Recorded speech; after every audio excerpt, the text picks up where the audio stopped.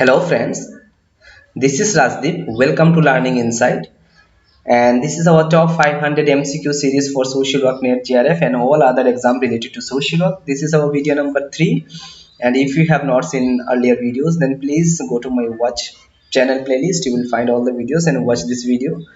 And hope you all are preparing well for your exam.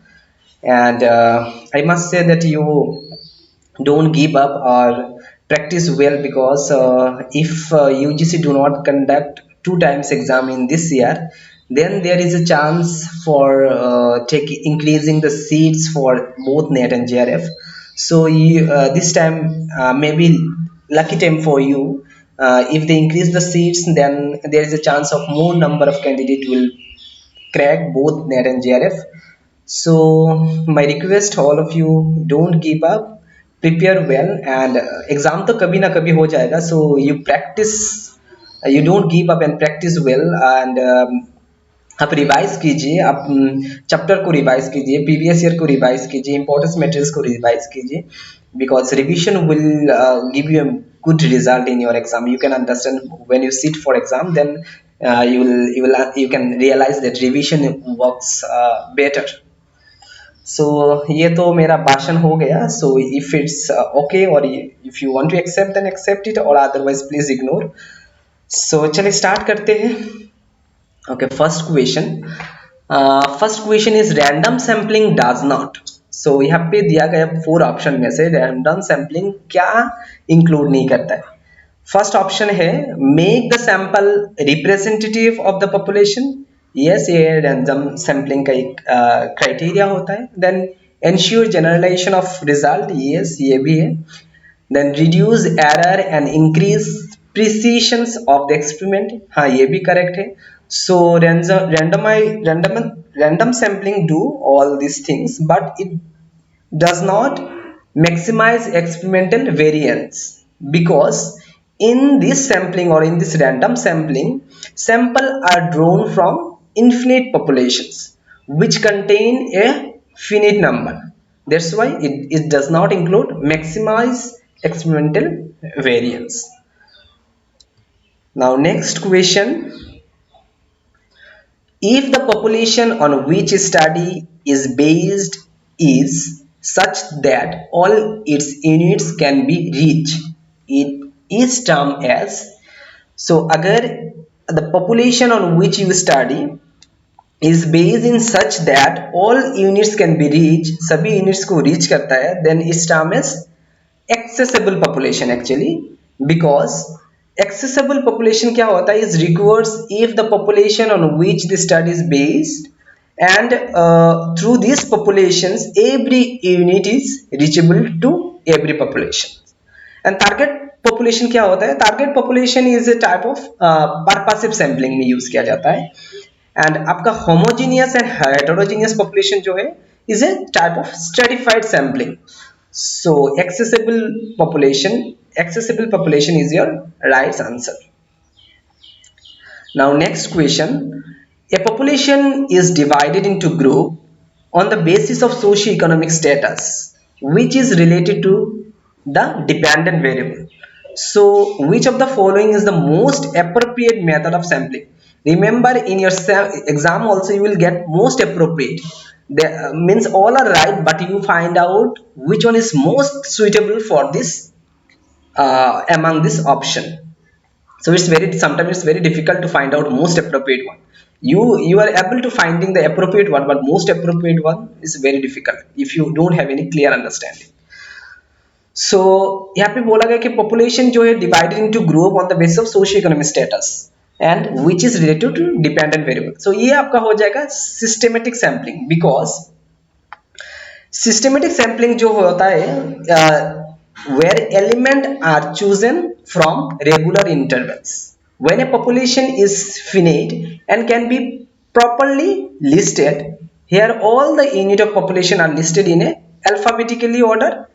First, these methods work only on the dependent variable. So ये methods work करता है dependent variable में, and इस regular intervals is there. That's why we'll go with this option, the most appropriate systematic sampling. Now next question, which industrial policy resolution, that is IPR, is known as economic constitution of India? So यहाँ पे दिया गया option में से आपको निकालना है कि कौन सा ऐसा इंडस्ट्रियल पॉलिसी रिजोल्यूशन है, कौन से ईयर में हुआ था, जिसको इकोनॉमिक कॉन्स्टिट्यूशन ऑफ इंडिया में माना जाता है. So your answer will be IPR, that means Industrial Policy Resolution 1976. The 42nd Amendment of the Constitution of India enacted in 1976. At the same times, this Industrial Policy Resolution also came. And इसका attempt क्या था, इसका main motto था कि to reduce the power of the Indian Supreme Court and High Court to pronounce upon the constitution validity of laws.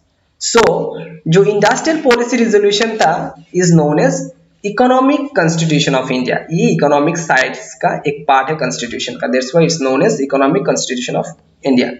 Now next question, in which article of the constitution refers to the welfare activity of the people? यहाँ पे दिया गया articles में से कौन सा article है constitution का जो refer to the welfare activities of the people? So ये हम सभी को पता है कि आर्टिकल 16 जो है, आर्टिकल 16 जो है ये आपका constitute provide for equality before law in the matter of employment and education. So ये related to welfare of the employment and education, that's why it's known as constitution that refer to article constitution that refer to welfare activities of the people.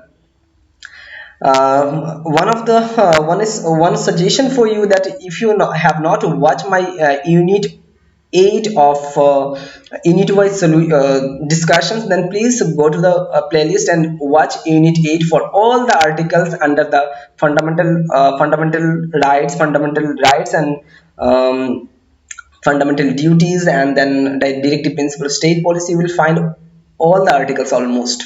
Here I have discussed all the articles as well, so you please watch this video, because from articles you will get 1-2 question definitely every year. They used to ask from different legislation, so it will be very important for you.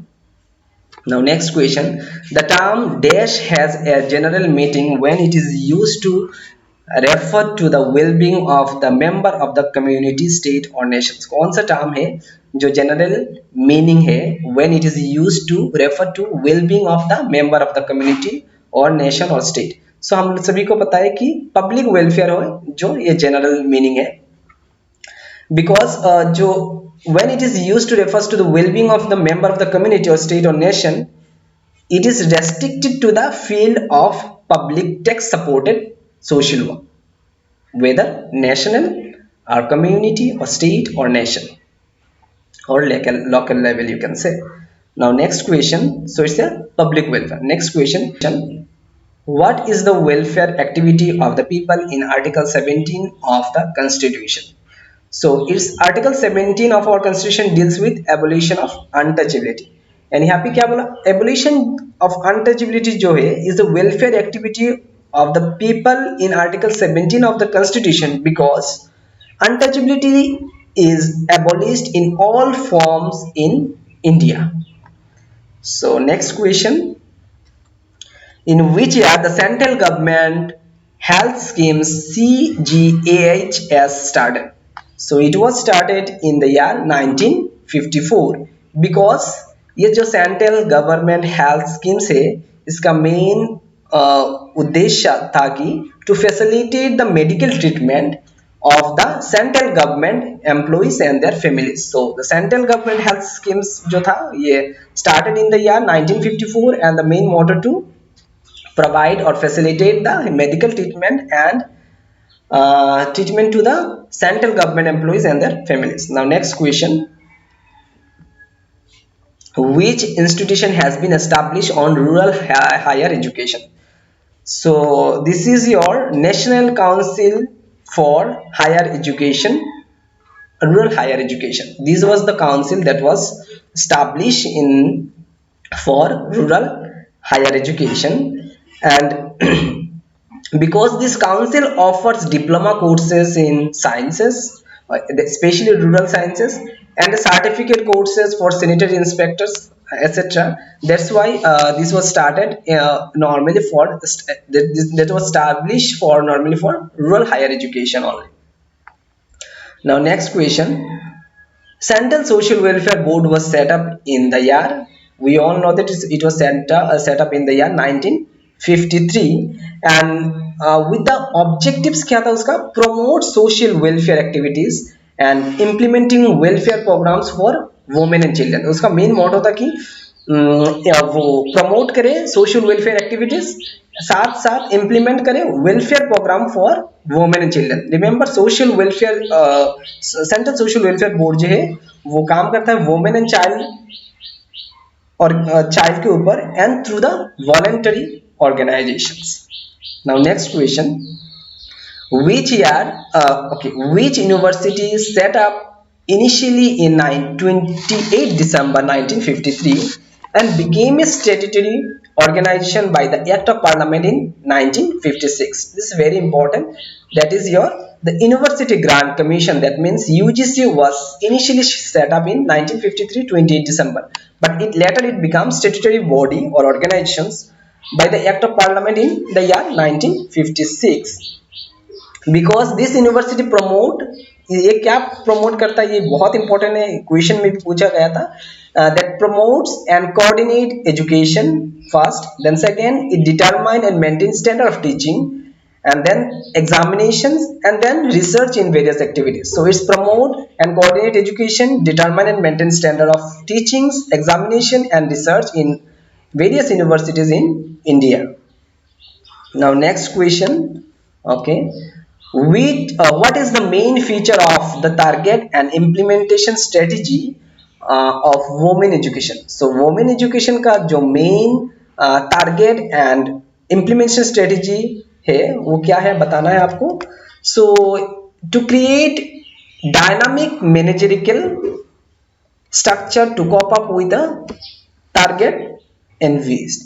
So इसका main जो feature था, like our education, national education policy जो था NPE envisaged as encourage that education would be used as a strategy for achieving changes, that means dynamic managerial structure or changes in status of women. So education is the main strategy for achieving changes the status of women. Now next question. How many voluntary organizations assisted all over the country in the field of welfare of children, women and handicapped? So that is, the number is 12,000. 12,000 because it made effort to extend its program to the uncovered area to the extent possible by encouraging new voluntary organizations. So this number is 12,000 and it's encouraging for new voluntary organization for extend their services in various areas where this assisting facility is not covered. That's why it encouraging the new voluntary organizations to support this group, that means women, children and handicapped.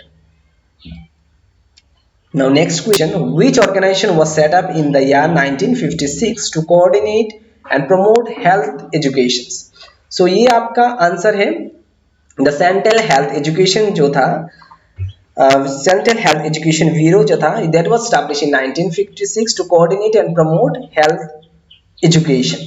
So the is an apex organisation, ये जो था एक apex organisation था in health education में, in the directed general of health services. तो इस directed क्या करता था, हेल्थ सर्विसेज ऑर्गेनाइजेशन था इन हेल्थ एजुकेशन में. Now next question, that the training centre for different categories of health worker are. So the training centre जो है different categories of health worker में ये क्या क्या इंक्लूड करता है. सो नर्सेस, सैनिटरी नर्सेस भी हेल्थ सेंटर में होना चाहिए और health worker as a part of health worker. Then sanitary inspector and paramedical worker, ये भी पार्ट है कैटेगरीज है, one of the categories of health workers. Non medical supervisor ये भी होता है. देन साइकोथेरापिस्ट ये डेफिनेटली होता है. So all of the options are your correct answer. So will go with option A, B, C, D. Now, the plan of action of the report of the group of medical education and support for a three-tier reconstruction of entire healthcare system has been worked out. So many three-tier जो reconstruction है healthcare system का ये workout करने के लिए ये सभी staff को ट्रेनिंग सेंटर में सभी कैटेगरीज के हेल्थ वर्कर होते हैं.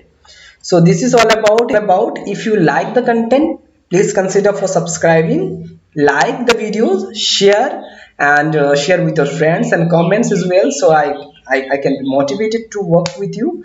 And thank you. Thanks for watching.